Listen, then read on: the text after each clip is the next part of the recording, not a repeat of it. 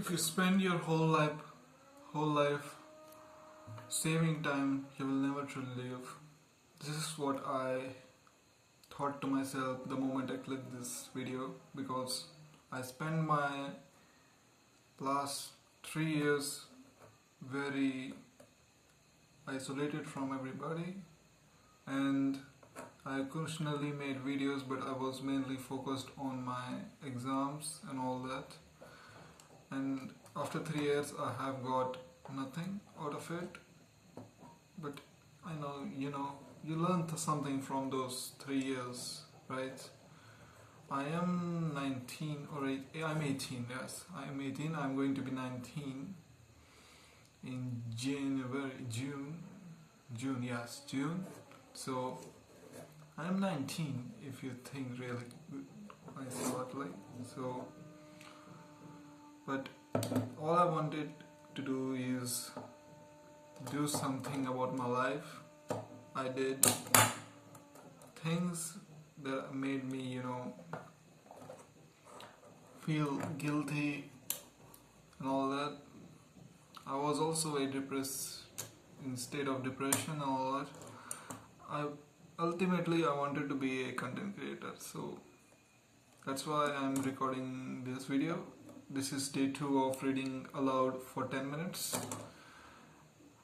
And from my past videos there have been no views, 0 views. I don't know why YouTube is not promoting them. But I'm going to keep uploading it, and I'm going to find my way out of this hell, I guess. I'm going to upload this video. So today is 25th of January. Tomorrow is Republic Day. So happy Republic Day to all of my brothers and sisters in India. From India to India. That's about it. Let's start reading.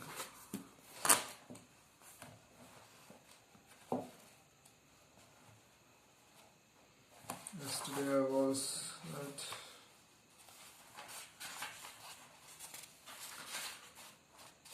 I started to, question this, that why should I read aloud to you guys, like for 10 minutes to you guys, but it increases pronunciation, but it not increases pronunciation, it just makes me practice speech and all that. But it is not a better way to read.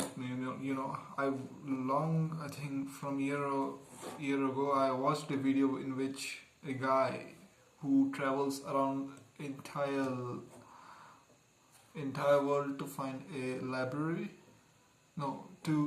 He goes to every library in states and countries, from Portugal to I don't know, many countries were there. I remember Portugal one because it was a great library. And he asked the person in charge how to read. He set out the video starting by saying that there are so many books in this world and all. How can we read them? And answer was very simple, like you need to put your hand on the sentence you're reading, number 1. Then second, you need to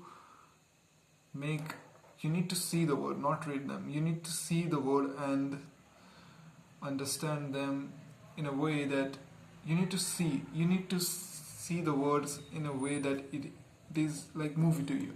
Like you are reading the words, you are imagining in your head, and that increases speed and momentum. You need to do that, and you also need to read it, man, to read fast and understand and most of the part. So that's it. But I'm reading it aloud to increase my vocal capabilities. I guess it is not a better way to read fast, but it is a better way to increase your vocal capacity and get used to talking right, even if it is myself, but to you guys. And if this video goes viral, and the chance it will not. But please don't make fun of me, okay? If you will make fun of me, I don't give shit. But just please don't. As Brewmister summarized in his subsequent book, Willpower, co-authored with the science writer John Tierney, desire turned out to be the norm, not the exception. The five most common desires which subject fought include, not surprisingly, eating, sleeping, and sex. But the top five list of also included desire for taking a break from hard work, checking email and social networking sites, surfacing the web, listening to music, and or watching television. The lure of internet and television proved especially strong. The subject. Sorry, I did not read the timer. Okay, it's 7:20. I'm going to finish at 7:30, I guess. Surfacing web, listening to music, or watching television. Yeah, right. The subject succeeded in resisting these particularly addictive distraction only around half the time. These results are bad news for this rule's goal of helping you cultivate a deep work habit. They tell us that you can expect to be bombarded with the desire to do anything but work deeply throughout the day. But if you are like the German subject from Hoffman or Brumist study, these competing desire will often win out. You might respond to at this point and that you will succeed where these subjects fail because you understand the importance of depth and will therefore be rigorous in your will to remain concentrated. This is a noble sentiment, but the decades of research that preceded this study underscores its fertility. A now voluminous line of inquiry initiated in the series of pioneering papers, also written by the Roy, has established the following important and at the time unexpected. The truth about willpower: you have a finite amount of willpower that becomes depleted as you use it. Your will, in other words, is not manifestation of your character that you can deploy without limits. It is instead like a muscle that tires. This is why the subject in the Hoffman and Brumer's study had such a hard time fighting desires. Over time, these distractions drained their finite pool of willpower until they could not resist. The same will happen to you regardless of your intentions, unless that is you're smart about your habits. This brings to me a motivating idea behind the strategy that follows. The key to developing a deep work habit is to move around good intentions and add routines and rituals to your working life designed to minimize the amount of your limited willpower necessary to transition into and maintain a state of unbroken concentration. If you suddenly decide, for example, in the middle of a distracted afternoon spent web browsing, to switch your attention to a cognitively demanded task, you will draw heavily from your infinite willpower to waste your attention away from the online shininess. Such attempts will therefore frequently fail. On the other hand, if you deploy smart routines and rituals, perhaps set a time, quiet location used for your deep task afternoon. Each afternoon, you require much less willpower to start and keep going. In the long run, you had therefore succeeded with these deep efforts far more often. With this in the mind, the six strategies that follow can be understood as an arsenal routines ritual designed with the science of limited willpower in mind to maximize the amount of deep work you consistently accomplish in your schedule. Among other things, they will ask you to commit to a particular pattern of scheduling this work and develop rituals to sharpen your concentration before starting each session. Some of these strategy will deploy simple heuristic to hijack your brain motivation center, while others are designed to recharge your willpower reserve at the fast possible rate. You could just try to make deep work a priority, but supporting this decision will with the strategies that follow or strategies of your devising are that are motivated by the same principle will significantly increase the probability that you succeeded in making deep work a crucial part of your professional life.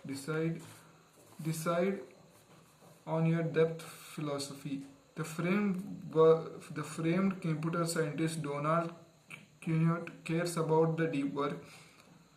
As he explains on his website, what I do takes long hours of studying uninterruptible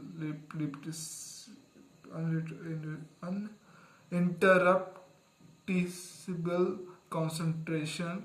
A doctoral candidate named Brian Capel, who is the father with a full-time job, also values deep work as it's the only way he can make progress on his dissertation given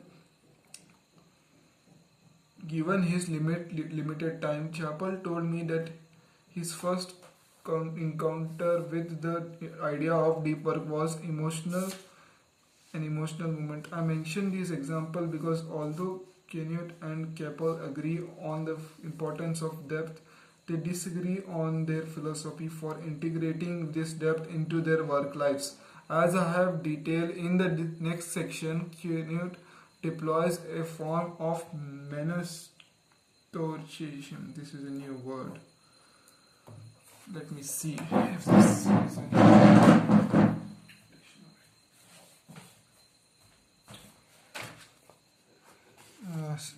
I don't know if it works, but I am just curious to learn.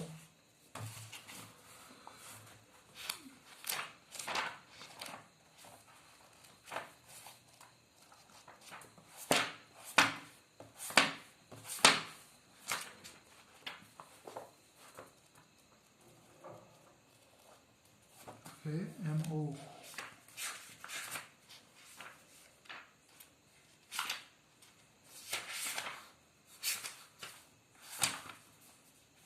Okay, Moroccan.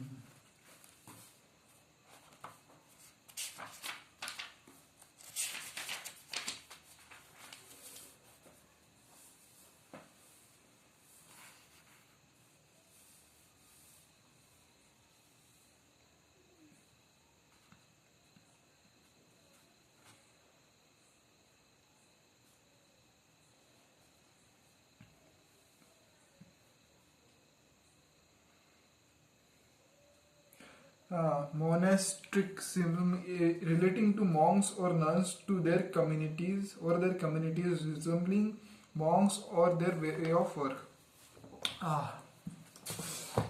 Okay, that prioritize monasticism, that prioritize deep work by trying to eliminate or minimize all other types of work. Chappell construct deploys a rhythmic strategy in which he works for same hour 5 to 7:30 a.m. every work day morning without exception. Before beginning the workday, punctuated by standard distraction, both approaches work but not universally. Cunard approach might make sense for someone whose primary professional obligation is to think big thoughts, but if Chappell adopted a similar rejection of all the things shallow, he had lose his job. You need your own philosophy for integrating deep work into your professional life. As argued in this role introduction, attempting to schedule deep work in an ad hoc fashion is not an effective way to manage your limited willpower. But this example highlights a journal warning about this section. You must be careful to choose a philosophy that fits your specific circumstances, as a mismatch here can derail your deep work habit before it has chance to solidify.